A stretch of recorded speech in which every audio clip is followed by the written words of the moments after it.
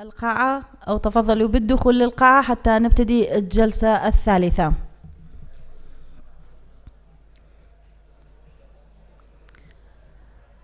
نطلب من ضيوفنا الكرام خارج القاعة ليتفضلوا إلى الداخل حتى نبدأ الجلسة الثالثة.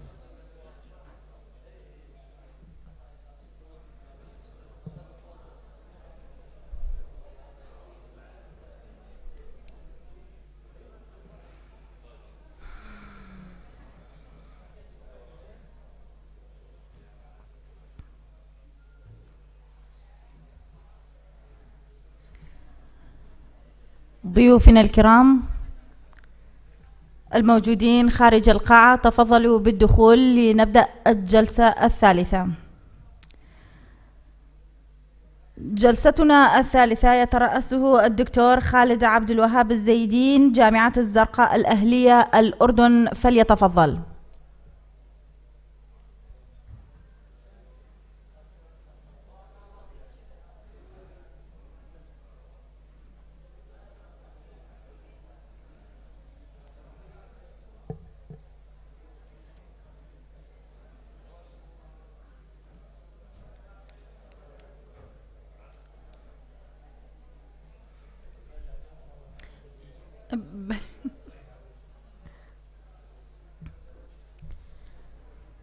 ضيوفنا الكرام بدأنا بالجلسة الثالثة ويترأسه الدكتور خالد عبد الوهاب الزيدين. تفضلوا بالدخول حتى ينادي الدكتور على الأعضاء للمشاركة في الجلسة.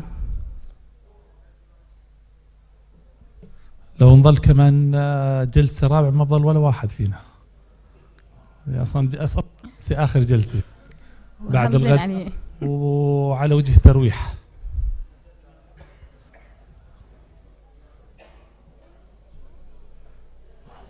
احنا نبلش يعني. نعم دكتور، نادي على الأعضاء بلا زحمة. كوجر علي سعيد تفضل لو سمحت، والسيدة آرام إبراهيم قنبر تفضلي، والدكتور نادر غزال.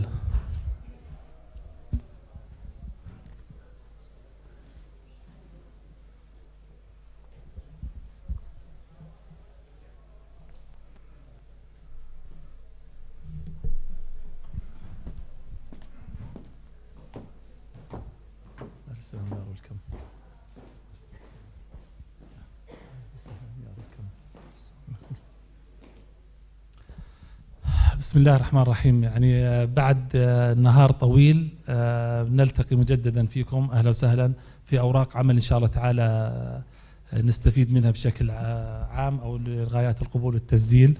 احنا عندنا 3 أوراق عمل. الورقة الأولى للسيد كوجر علي سعيد، Head of ESP Department National Institute Technology من إقليم كردستان. يا ويلكم مستر كوجر.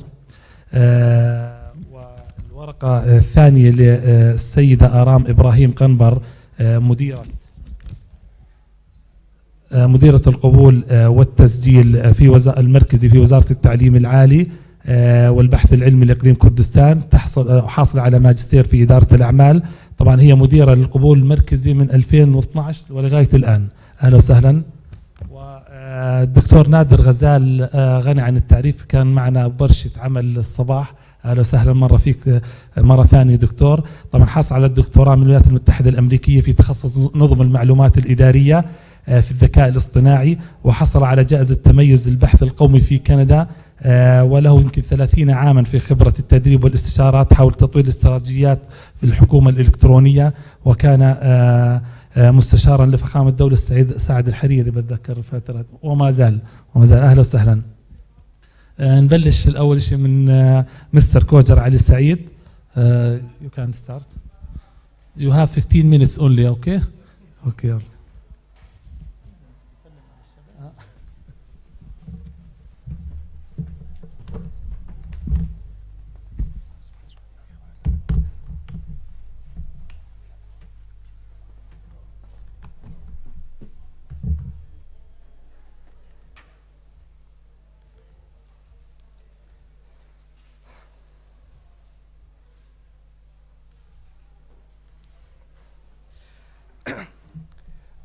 Good evening, everyone.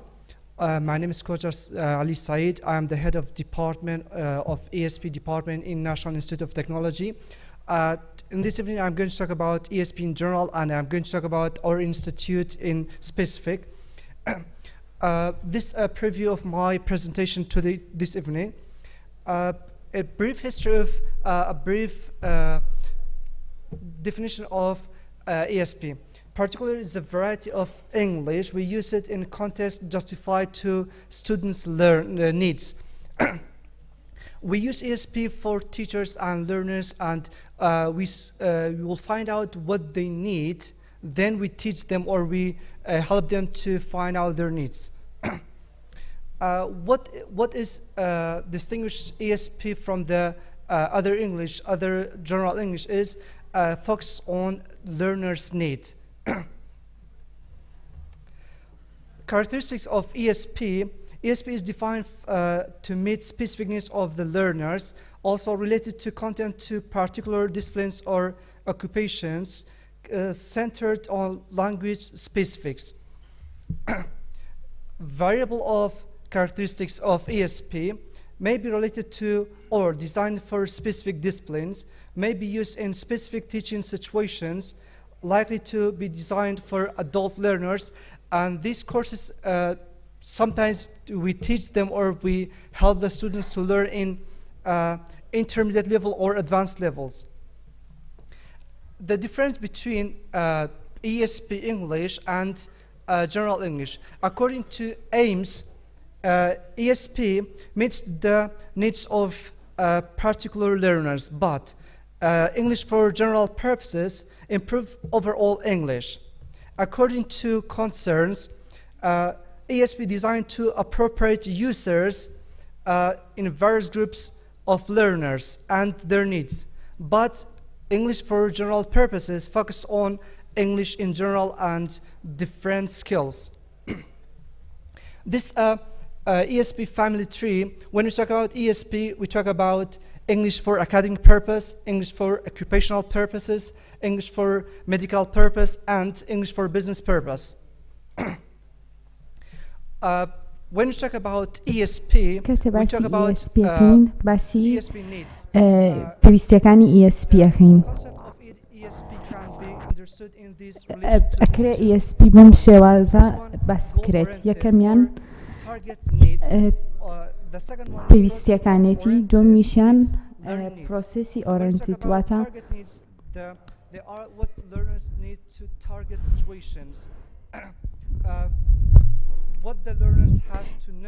ئەوەی کە خوێنەر پێویستە بیزانێ.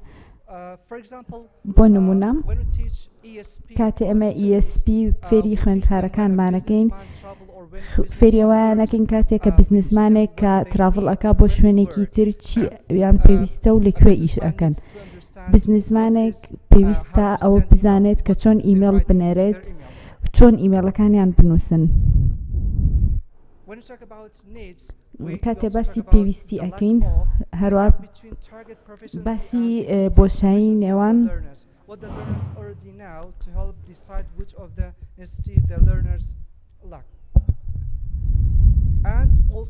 هەروەها باسی پێویستیەکانی نو ئەوەی کە چۆن هەست ئەەکەن دەربارەی ئەو پێویستیانی کە هەیەە. design a course for ESP, کاتێک کە کورسێک دیزاینەکەین بۆ ESP پێویستە فۆکەس بخەین لەسەر ئەوەی کە خوێندکارەکان پێویستیان بچیە و چۆن تەرجەمەی ئەو پێداویستیانە بکەین بەپێی خشتەکانیان ڕێکیان بخەین. ئێمە ئەم بەشانەمان دروست کردووە لە مەعهەدەکەی خۆمان لە سلێمانی. ئەم مەعهەدەمان ئەم ساڵ دروست کردووە. 4 بەشی جیاوازمان هەیە لە مەعهەدەکەمان. یەکێک لەوانە ESPە. کاتێ ئەم مەعهەدەمان دروست کرد زۆر گەڕاین بە دوای ئەوەی کە بزانین دەربارەی زمانی ئینگلیزی، گەشتینە ئەنجامی ئەوەی کە ئینگلیزی کەمە لە زانکۆکانی کوردستان و عێراقا، بۆیە بڕیارمانە بەشێکی تازە دروست بکەین بەپێی پێویستیەکانی خوێندکار و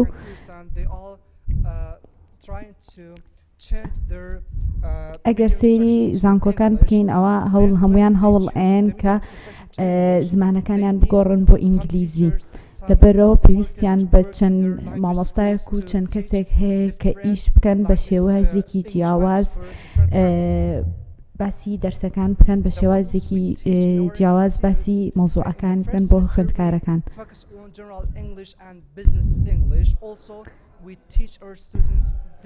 ئێمە دوو شێوازی جیاواز فێری خوێندکارەکانمانەکەین، تەکنیکی جیاوازیان فێر ئەەکەین بۆ ترانسلیتکردن،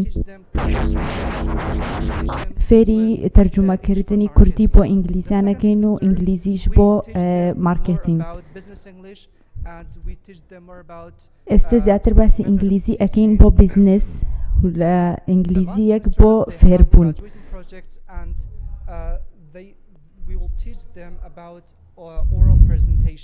ئێمە فێری سکیڵەکانی پرزنتیشنی شەفەهیان ئەەکەین.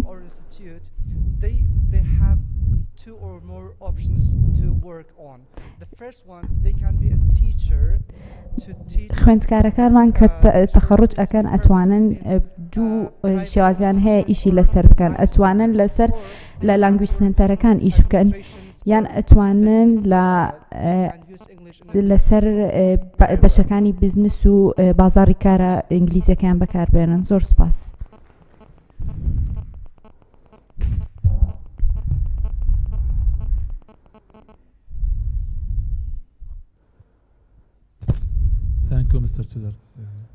زۆر سپاس. الورقة الثانية راح مع السيدة آرام إبراهيم قنبر، دوام كسمان دكتور آرام للطلاب اللاجئين أو للطلبة اللاجئين في الجامعات لسر وەرگرتنی خوێندکاری ئاوارەکان لە وڵاتەکانە.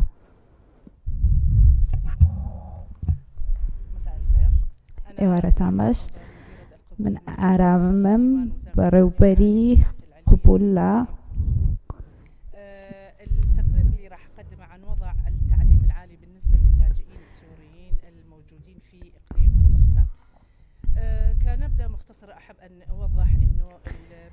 حەز ئەەکەم ئەو ڕوون بکەمەوە کە بەحسەکەم باسی ئەو تعلیماتانەکە کە وەزارەتی خوێندنی باڵا دوای کەوتووە شێوازە قانونیەکانی.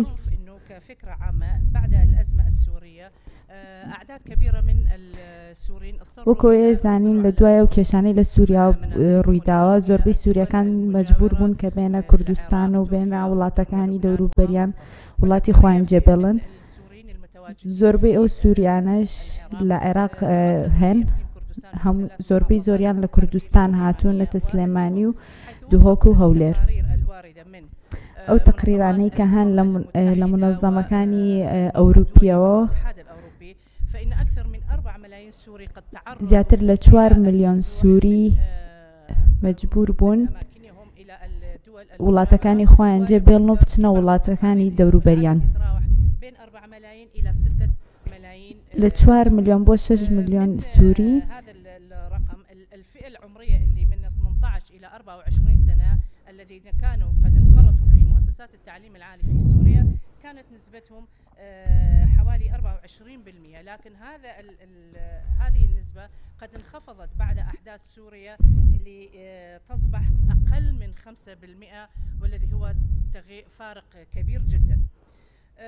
من العدد الكبير الذي تم تسجيله أو رجع جوري كلا إقليم كردستان لاجئي سوريين 1000 لاجئ سوري كانوا قد توزعوا على 10 مخيمات أقامتها چونەتا دا خێوت دا شوێن کە منظمة أوروبيەکان داناوە 41% من السكان كانوا قد سكنوا هذه لە سایە 41 کەس لەو شوێنانە ژیاون. ئەوانی تریشی چوونەتە ناو شارەکان و ناو شوێنەکانی سلێمانی. نصف من هذا 59 أقيموا في إقليم كردستان، مما شكل ضغطا كبيرا من الناحية ئەمەش بووە زەختێکی زۆر گەورە لە ڕووی اقتصادی و لە ڕووی کۆمەڵایەتی و لە زۆربەی قیتاعەکانی لێکێکیش لەوانە تەندروستی و خوێندنە. $4 ملايين أمريكي في عام 2013. طبعا أحب أن أذكر أنه هذه الأرقام تم استمديتها من تقارير الأمم المتحدة ولم تكن پێم خۆشە ئەم ڕقەمانە لەلایەن توێژینەوە وەرگیراوە، هیچی شتێکی هاکەزایی نییە. للتخفيف من أزمة الهجرة الناتجة، ولكن هذا المبلغ الكبير تم صرف $7 ملايين. 7 ملیۆن دلار صرف کراوە و هیچی نەگەشتۆتە کوردستان. استقبالها للغالبية العظمى من اللاجئين السوريين. هذا العدد الكبير ئەم ژمارە زۆرەی ئاوارەکان بوونەتە بەرەنگار بوونەوەیەکی زۆر لە مجتەمەعەکەیە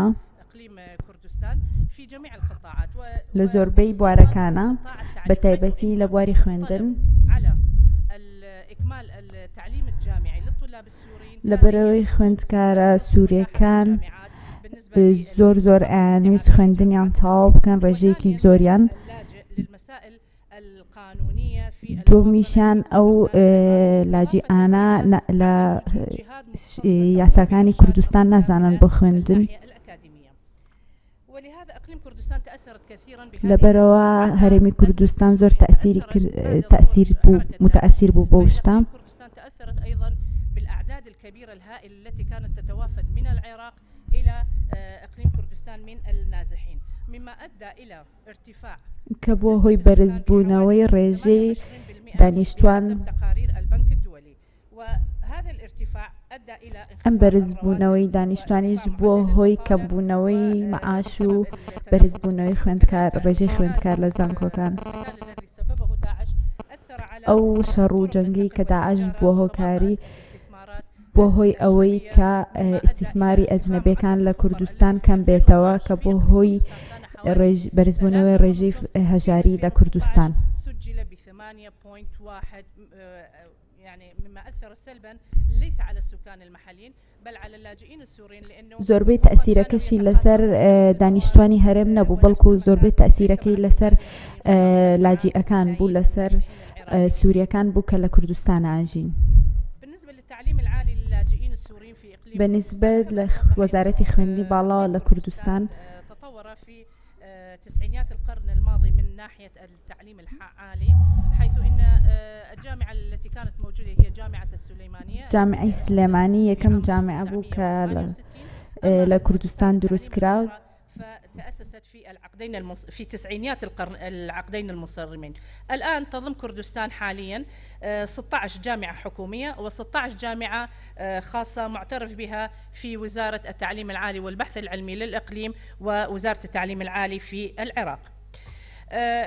إذا نود أن نبحث في وضع التعليم العالي للاجئين، لابد أن نذكر دور وزارة التربية في تسهيل الأمور لوزارة التعليم العالي، حيث أن الطالب عندما يريد الولوج إلى الجامعات لابد منه أن يستوفي جميع الأوراق والوثائق المطلوبة والأوراق الثبوتية، وهذه مرحلة معقدة جدا يتم تصفيتها من قبل وزارة التربية، حيث أن الطلاب أكثر الطلاب مشاكلهم أنه لا يستطيعون الحصول على هذه الوثائق من الحكومة السورية بسبب الأوضاع الواردة، وكذلك الأعداد الهائلة التي تريد الدخول إلى الجامعات. في وزارة التربية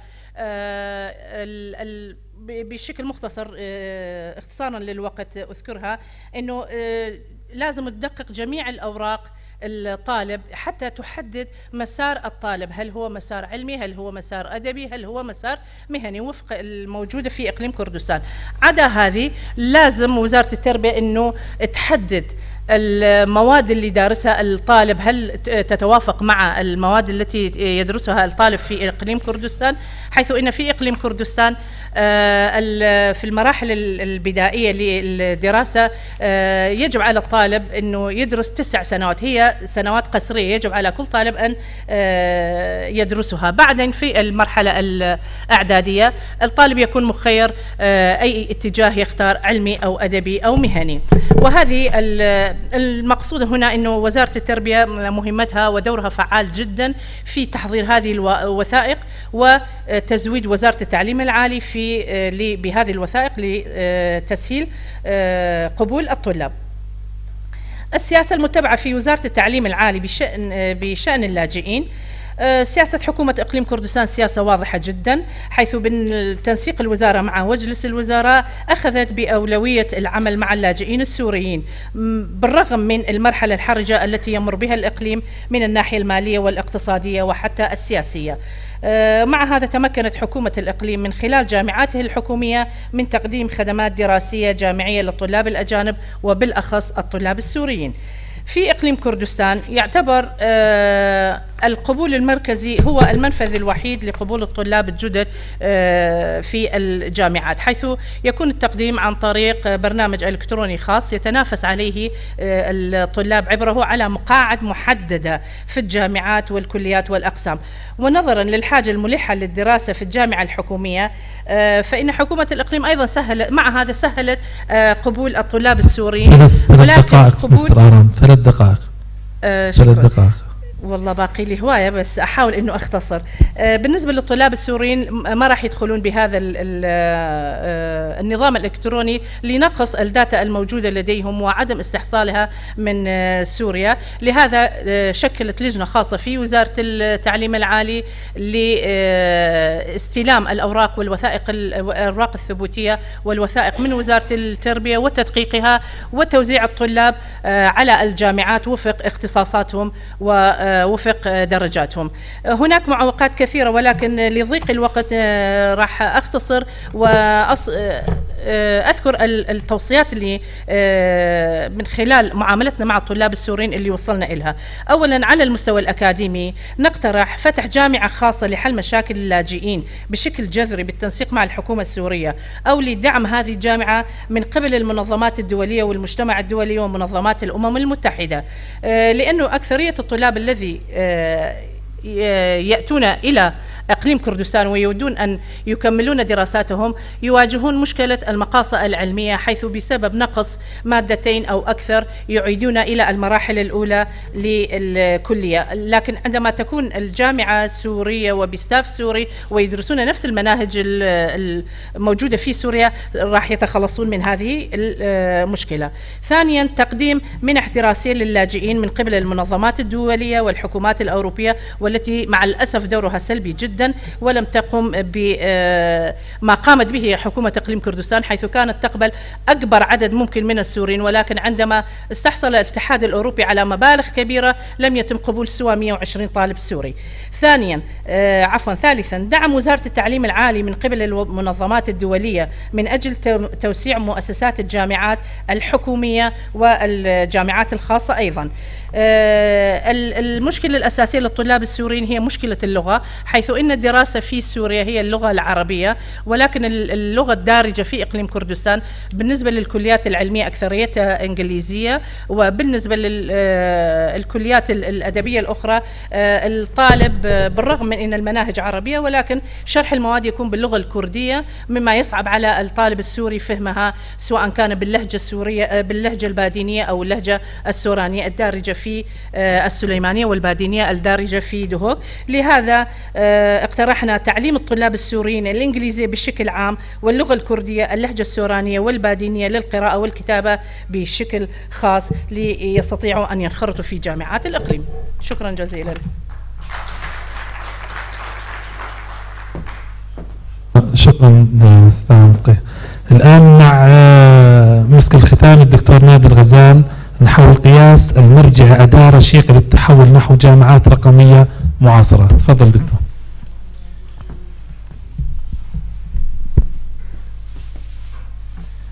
إن شاء الله يكون مسك الختام يعني آخر اليوم. anyways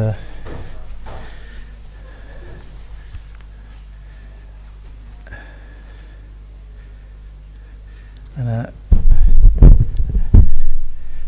اسمحوا لي في البداية استعين بمساعدة دائما موجودة معي، خاصة في الجلسات المتأخرة، لأنه بالعموم بيكونوا الناس بدهم يروحوا يرتاحوا يناموا، فاسمحوا لي أكلم بس مساعدتي ونبدأ بالحديث.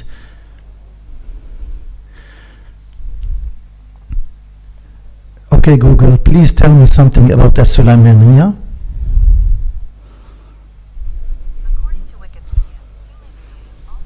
Slemani is a city in Iraqi Kurdistan. Thank you. I love you so much. You're welcome. You can call me Google Assistant. We can keep on and on. Sorry. My message to you. اسمحوا لي حأحكي شوي إنجليزي شوي عربي لأنه نحن حندخل بالمحاضرة الآن. First of all, it's a pleasure to talk technical now. In the morning we had to talk a bit بالسياسات العامة، والحقيقة I had 2 messages ما أكثر in the morning. The very first message نحن قادرين على أن ننافس وأن نستعيد زمام الأمور، وهذا دور الجامعات في الوطن العربي أولا. الرسالة الثانية تواضع الأساتذة والتعاطي مع التلميذ كواحد من شركاء النجاح بالعملية المعرفية وليس التعليم وتلقي وإلقاء. كان لي شرف طبعا العمل في عز الظروف الصعبة في العراق الشقيق مع وزارة التربية ووزارة الشباب والرياضة وديوان الرقابة المالية في العراق، وأعلم إلى حد ما بعض تفاصيل الواقع. أعود وأكرر، كلنا في الهم شرقه. ما سأقوله الآن نحتاج جميعا في الوطن العربي. حين نتحدث عن القياس المرجعي أو ما يسمى بالبنش ماركينج، لا شك لجميع الدول هنالك طرق للتعاطي مع التحول والتطور. أذكر تماما let me check the pointer here. Okay, I think we are safe. Not safe. Okay. لو تعاطينا مع المنظمات على أساس أنها living entity and this is the right approach، كل منظمة كأنها كائن حي. الاستراتيجيات هي دماغ الإنسان، والهيكلية والأدوار لهذه living entity هي عبارة عن الهياكل التنظيمية وما إلى هنالك. الإجراءات هي عبارة عن الsystems that we have، والأفراد الsystems أقصد الجهاز الهضمي والجهاز التنفسي والأفراد والبنى التحتية الكبد والطحال and so on all together. إذا كنا أردنا فعلا أن نحسن التطوير يجب أن نلتفت إلى هذه الأربعة مجتمعة مع بعض. فإذا هذا بالكونسبت. ندخل بالتفصيل.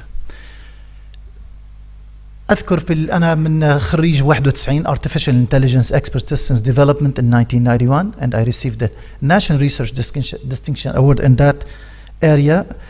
بذكر كنا عم نحكي عن الهيكلة، إعادة الهيكلة بالميد 90s، وإجانا مايكل هامر وخرب الدنيا لما قال re-engineering the corporation. أنا كتبت بال91 ردا عليه re-engineering the corporation will destroy the corporations، وهذا اللي حصل فعلا. What we need is really business systems management, business systems modeling، مش re-engineering. بعدين انتقلنا ل quality management, so we started talking about total quality management systems. ويسعدني انه الدكتور باختيار ذكرني بمؤتمرنا السابق انه تحدثنا بهذه الامور. بعدها تحدثنا عن القياس المرجعي. أنا I'll be going into those issues in more details. And now currently we are here. التحول الرقمي digital transformation. القياس المرجعي بكلمتين ما أكثر، التعرف على أفضل الممارسات والتعلم منها، ما بدنا أكثر من هيك. أما أوكي يعني حأمشي بهول بسرعة. شو الهدف من القياس المرجعي؟ معرفة مكان الخلل، نقل. أوكي not now thank you. معي على السمع صاحبتنا. أوكي نقل أفضل ممارسات الآخرين best practices and we do the performance management. ننتقل لفوت بموضوعي اللي هو الصلب هلا الآن. التحول الرقمي تعريفه هو عبارة عن شقين، شق مرتبط بالثقافة وشق مرتبط بالإجراءات طرق العمل، استبعاد كل عمل رتيب روتين وفتح المجال للمزيد من الإبداع عبر استخدام تكنولوجيا متطورة. وكما ذكرت بمداخلتي وأنا الحقيقة استرقت بعض من الوقت من الزملاء بالجلسة السابقة حتى مرر بعض الرسائل، نحن أمامنا تكنولوجيا إلغائية مش بس متطورة، إذا ما بتركب الموجة ستغرق تحتها. فإذا نحن نتحدث عن أولا، وهذا ما نقوم به أنا الآن معكم، أنا I am in this process awareness ثقافة، لابد من أن نطلع على ثقافة التحول الرقمي المطلوبة. بعدها التكنولوجيات موجودة بين إيدينا and then we can say we have تحول رقمي فعلا. ما هي عناصر التحول الرقمي؟ أول شيء دائما طبعا الأفراد. فإذا this is where I'm starting now, awareness with the people وخاصة decision makers وعلى strategic level. نحن الآن بعد بكير في البدايات، لابد من التحدث، وهذا ما يعني أحاول القيام به الآن مع وزارة تطبيق التكنولوجيا في لبنان وكذلك مع الإمارات ومصر، والآن سعيد نكون عندكم. التحول الرقمي لابد له من أفراد يحملوه على مستوى استراتيجية، فتكون استراتيجية التحول الرقمي في جامعة السليمانية، استراتيجية التحول الرقمي في دولة العراق and so on. بعدها وجود النظم والبرامج it comes next. بعدها Internet of Things في الجامعات، كامبس Internet of Things بشكل نتشبك كلها مع بعض. نحن نتوقع مع 2025 حيكون في مليارات من الماشينز مترابطة مع بعضها. ما في عندي وقت كتير اشرح فيها، ولكن ان شاء الله بالمداخلات بنكمل فيها. واخيرا وليس اخرا a lot of data ميتا داتا اللي هي المعلومات على المستوى الاعلى، وكذلك الامر طبعا البيانات اللي هي بين الايادي. كل هذه بتشكل طبعا ابرز منطلقات القياس المرجعي، حامشي عنها بسرعه. هون بدي ادخل شوي. هالادوات خلصنا من الثقافه، ما هي الادوات المطلوبه؟ البلوك تشين. بدي اوقف شوي عند البلوك تشين. كان عندنا مؤتمر في بيروت عن it was an international summit for digital transformation and I had two speeches. One I had what we call visionary fire talk speech يلي 5 دقائق الصبح بتقوص عليهم معلوماتك بتمشي. This is easy. هذا اللي عملناه الصبح معكم اليوم معكم، ولكن هذيك it was 5 minutes which was more difficult. بعدين I had to talk about how can we، مثل ما عم نعمل. الحقيقة بدكم تحاربوا الفساد. مين منا من الدول العربية ما في فساد؟ إذا حدا بوطن، ونحن أعتقد نمثل شريحة كبرى من الوطن العربي، مين منا قادر يرفع إيده يقول أنا دولتي ما فيها فساد؟ ما تحاولوا. دولنا كلها فيها فساد، متفقين. and moreover من دولنا العربية تقدم الخدمات للمواطن بأيسر الطرق؟ ما حدا حيرفع إيده. لعلاج هذا الأمر وببساطة وبدون واسطات، أنا كنت يوم من الأيام رئيس بلدية طرابلس، وأنا بعرف حجم الضغوطات السياسية والضغوطات المصلحية وكلها. باختصار ما تقولي ما بقى في وقت. بلوك تشين is مع التانيين is the way to block corruption، لأنه ما في intermediary، ما في وقت لحتى أشرحها. ما في intermediate person، الوسطاء مش موجودين، بتاخذ خدمتك مباشرة and moreover it's the easiest for us. وبعدين في عندنا شيء نحن بنسميه distributive knowledge base، يعني المعلومات متوزعة عند الكل. إذا غشيت مع فلان علان عرف، وزيد وعمر، كل من في الشبكة يدركوا أي تحرك بتتحرك فيه، وبالتالي أنا ضمنت no corruption. moreover عندنا طبعا، خليني ما في وقت كتير، أنا مضغوط بالوقت، ما عم تشتغل هاي. big and metadata analytics طبعا كتير مهمة، حأمشي فيهم شوي بسرعة. artificial intelligence، والحقيقة جوجل هلأ حكيتها، إذا بتجربوا حاولوا إنكم تثيروا غريزتها الأنثوية. أنا I tell her sometimes هيك بتسلى، بالله I like Siri more than you. شوف جوجل كيف ترد عليك. This is machine learning. This is what we call machine learning through artificial intelligence. طب شو رأيكم لو شلنا هالتسلية اللي سلينا هالكلمتين فيها وعملناها للتلميذ لياخذ المعلومة الدقيقة والصحيحة on the spot؟ شو رأيكم لو كان التلميذ بإمكانه انه يفوت يعمل الريجستريشن تبعته ويطلع on the spot ياخذ ويعطي معنا؟ تريفاجو مين ما بيستخدمها الآن؟ booking.com مين ما بيستخدمها الآن؟ في عندهم اونلاين chatting.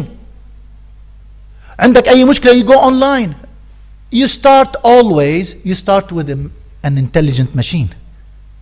تاخذ منك المعلومة بتقول لك تفضل اوكي حابعت لك ايجنت and you communicate. بكل اسف ما في وقت حتى اكمل اكثر من هيك. فاذا نحن عمليا this will lead us باتجاه جامعة رقمية عصرية. طيب محفزات القياس المرجعي، كم معي وقت دكتور؟ بدنا نستعجل اكثر. خلص حاطلع عن هذه. شو هي المحفزات؟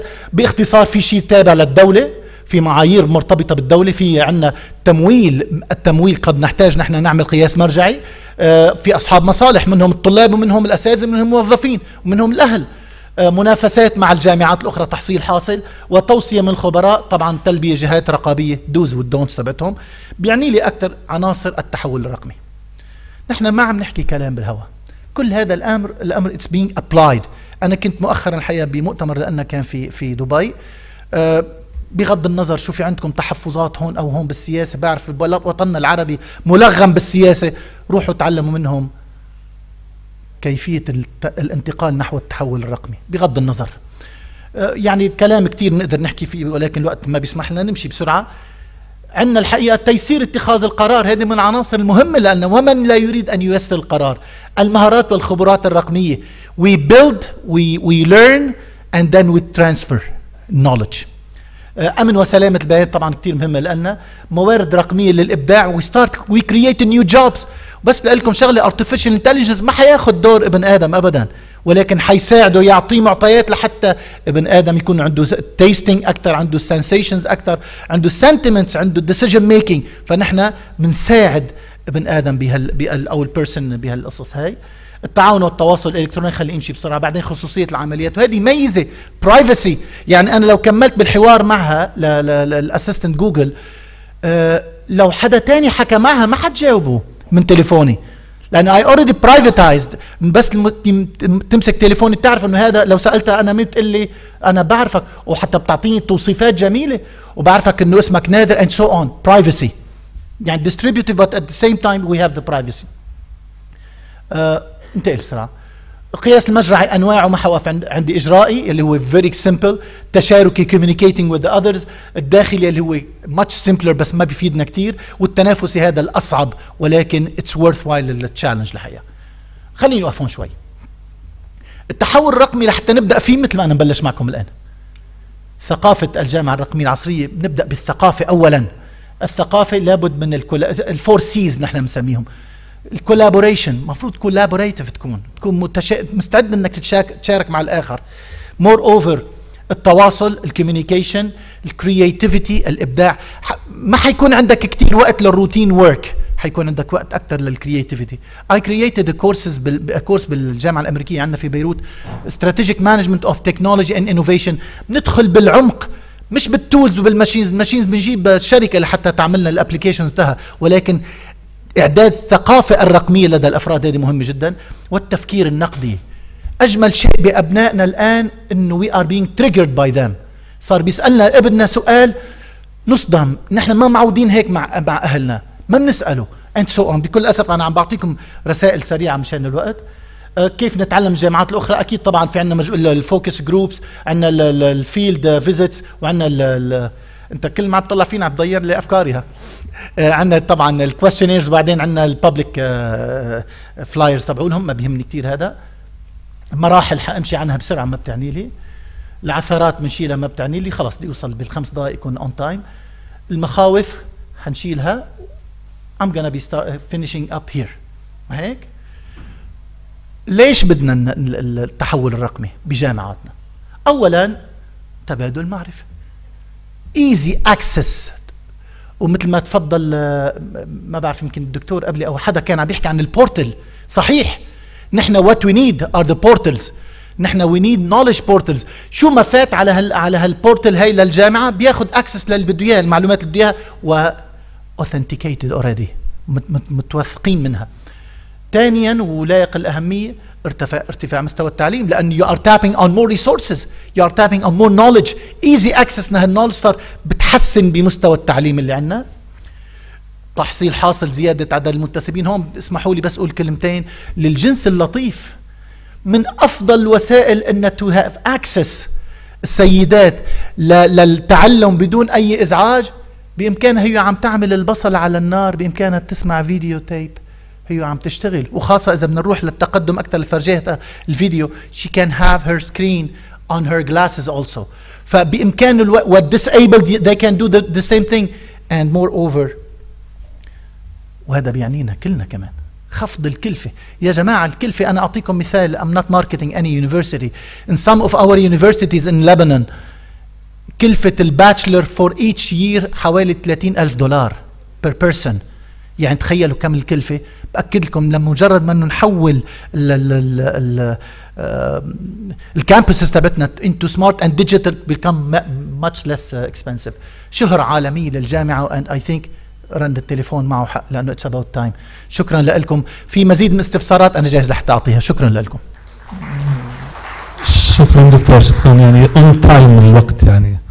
طيب الآن نحن مجموعة من الأسئلة بعد إذنكم، وممكن يسجلوا الإخوان يسجلوا إذا في ملاحظات. you can write just any remark or question for you.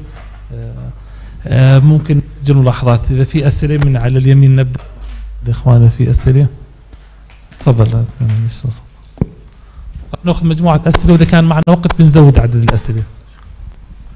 أستاذ المساعد الدكتور ياسين طه عبد الرحمن، جامعة الفلوجة العراق. شكرا للسيد رئيس اللجنة والسادة الحضور والأعضاء. في الحقيقة سؤالي إلى دكتور نادر اللي بعد حضر. عفوا. نعم. أوكي. دكتور ذكرت الأفراد اللي هم جزء مهم في التحويل الرقمي. طبعا. الأهم في البداية. في عندنا مشكلة يعني خاصة في الوطن العربي. الأفراد المتقدمين بالسن هم يعني لا نقول يعجزون أو لا لا لا لا, لا. عفوا لكن يعزفون عن هذا الشيء، أو إنهم يعني في التكنولوجيا في الحاسوب يعني لا نقول انهم يريدوا التطور، لا بالعكس يعني، لكن دور الشباب كبير جدا في هذا التحول. طيب فهل هناك حافز لتحفيز هذا الجيل؟ يعني انا طبعا هذا بالنسبه للمستوى حتى في الوزارات، يعني احنا في هذه المشاكل، يعني الورقي والكذا والهذا، يعني مشاكل تأخير في كل شيء حاول نختصر السؤال. أي نعم. عشان نعطي. فهل هناك حل لهذه المشكلة مثلا أو نعم. شكرا. طيب أنت قبل كل شيء كأنك عم تتحدث عني. أنا اليوم بلغت 57 سنة وبالتالي أنا محسوب على الختايرة. هذا واحد. اثنين، بدي أقول لك there should be always حافز لكل منا. الآن التحدي، وأنا فهمت قصدك، يعني those who are close to the retirement what can we do with them؟ ما هيك؟ الحقيقة باختصار وجود العالم الرقمي سيفتح الفرص للمزيد من الأمور الميسرة. وأعطيك مثال سريع جدا. هذا الرجل اللي صار له خليني أقول قارب تقاعد، يعني عنده على الأقل 35 سنة خدمة كحد أدنى، هذا لديه كم من الخبرات ومن المعلومات. من قل له تعال تفضل أن تكون الثينك تانك and we will value his thinking أكثر من his hands. فهمت قصدي؟ بنقول له خلاص مش get retired، بنقول له تفضل أنت حتكون من خبرتك أعطينا to encapsulate، لأنه بالنهاية الماشين بين إيدينا لنجيب هالإنوفيشن ونحطه بالماشين. الماشين ليرنينج شو هو؟ الماشين ما بتفهم، نحن عم نفهمها اللي بنعرفه.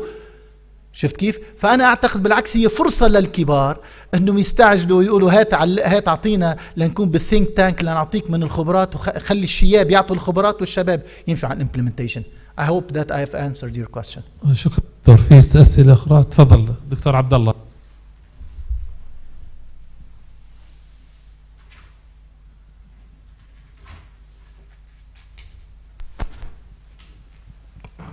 سؤالي للدكتور نادر. خليني اشيل هذا بس خلاص. تحملنا شوي. Please go ahead. اللي تحدثت عنه شيء جميل ونسعى إليه، وكل الجامعات أو المؤسسات اللي بتتعاطى بالتعليم تسعى إلى ذلك. نعم. بدرجة أو بأخرى، لكن هذه تحتاج إلى تشريعات وأنظمة ناظمة. صحيح. تبدأ من الهرم، ودون ذلك تبقى ناقصة وعرضة نقول المحاكمات والمنازعات. الاعتماد الرقمي أو التحول الرقمي بحاجة إلى ثقافة واسعة تبدأ من رأس الهرم في السلطة وتنزل إلى القاعدة لتصبح ممكنة التطبيق. طيب تسمح لي أجيب هذا السؤال؟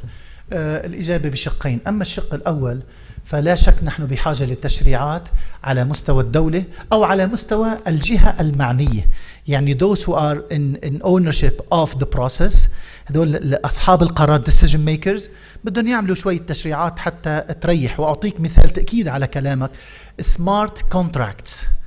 الآن يمكن جلكم بيعرف أنه صار بإمكاننا الآن وبدأت توقع العقود الرسمية من خلال سمارت كونتراكتس اونلاين، ما حدا لا بتلتقي معك ولا بتلتقي معي. سمارت كونتراكتس اذا اتيت الى الدول ان لم تقرها بتشريعات توافق على الالكترونيك سيجنتشر وتوافق على السمارت، لانه في عندك نوع من بالبلوك تشين الكونتراكت. بس احكيها باختصار سريع جدا، الكونتراكت بيكون عندك الاصليه وعندي الاصليه وعندها الاصليه وعنده الاصليه. لمجرد ما انه نحن توافقنا بهالنتورك على هالكونتراكت، الكونتراكت نفذ، ولكن اذا ما في تشريعات من الدوله على الارض هذا الكونتراكت يبقى بس بالكلاود. فانا معك بهذا الجانب. الجانب الاخر انا عندي قناعه، ابدا او انر الزاويه التي انت فيها ضمن مؤسستك. ابدا شوفي عندك قدرات وصلاحيات لحتى تشرع فلتشرع عندك، وهكذا يكبر. نعم. أردنا أن نحوسب عملية القبول. حلو. نعم. للطلبة. طبعا درسنا السيستم وخرجنا بالتحليل النظام، لكن هذا يحتاج إلى تعاون مع المؤسسات الحكومية، مع وزارة التربية والتعليم، مع الداخلية، مع لأنه أنت بدك تحصل على معلومات. خلينا وصل لك بسرعة مشان نترك مجال آخر ما هيك دكتور خالد. شوف في شيء مسمين احنا سايبوك موديل، سبلاي انبوت بروسيس اوتبوت تو كلاينت. هالسايبوك موديل انت جزء من هالبروسيس هاي، انت اعمل الجزء من البروسيس تبعتك خلصها على الاخر واوصل على الجيت على البروسيس الثاني and then you have to do the awareness. you cannot work for them. ما شاء الله عليكم. صحيح. نعم نعم شكرا. بس انا بدي اقول كلمه، بليز جو جوجل ات، ما حاحكي لكم اياها انا. شوفوا تجربه ديجيتال سيتي ان سنغافور. انا التقيت مع وزير الدفاع السنغافوري، قلت له شو السر؟ في كتير كلام نحكيه بس ما في وقت. شو السر هذه النقله بسنغافور يا جماعه؟ سنغافور 50 years back it was used to be called the bug city، مدينه البعوض. سنغافور now topping the top 3 quality of life، توب 3 بالجرينري ارياز، توب 3 حتى بالاكسبنسيف. طبعا السيتيز انتم بدكم تروحوا كبروا المصريات معكم. سالته شو الاسباب؟ قال لي التشريعات، ما في وقت لحتى احكيها. بليز جوجل ديجيتال سيتي سنغافور، جوجل فنلند شو عم بيعملوا، وجوجل جارتنا دبي شو عم بيعملوا. دبي in 2020 they are claiming that they will become على البلوك تشين كل الترانزاكشنز باي ميد 2020، كل الترانزاكشنز تبعت دبي ستيت. طبعا ما عم بعمل ماركتينج لاي حدا. شكرا دكتور. سؤال تفضل دكتور.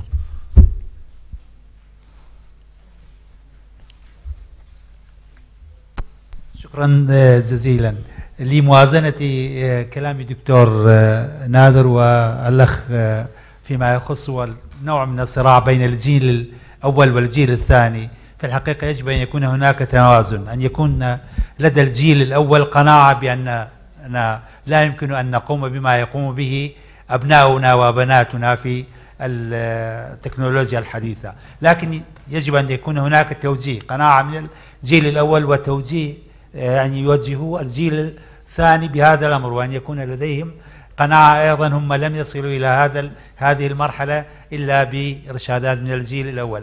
والراغب الأصفهاني يقول بيت شعر يمكن أن يكون حلا لهذه المسألة. فالراغب الأصفهاني قبل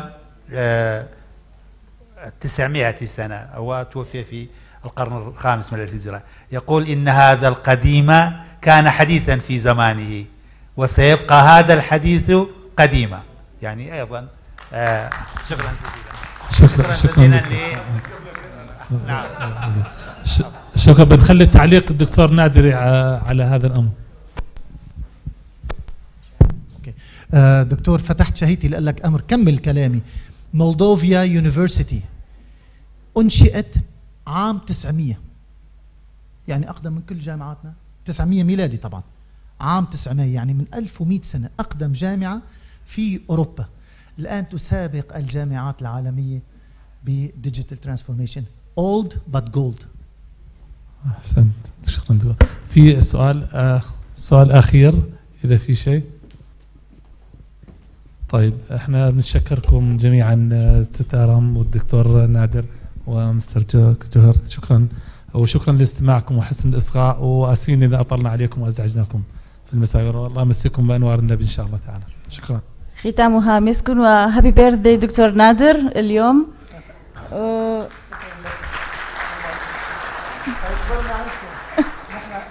كبرنا معنويا وعمريا في العراق. هابي بيرثدي، شكرا جزيلا لقدومكم. شكرا لرئاسة الجلسة الدكتور خالد عبد الوهاب الزيدين. نجلب انتباهكم بأن الباصات هسه بالخارج تنتظركم حتى توديكم للهوتيل حتى تاخذون قسط من الراحة، ولكن في تمام الساعة 7 لازم تكونون موجودين بمطعم سيزر، لأن الوقت شوية يعني بدلناها، بدل 7:30 الساعة 7 تماما تكونون بالمطعم. فرجاء الساعة 6:30 من هوتيل تايتانيك يعني تتجهون للباصات حتى تتجهون للمطعم. شكرا جزيلا لكم.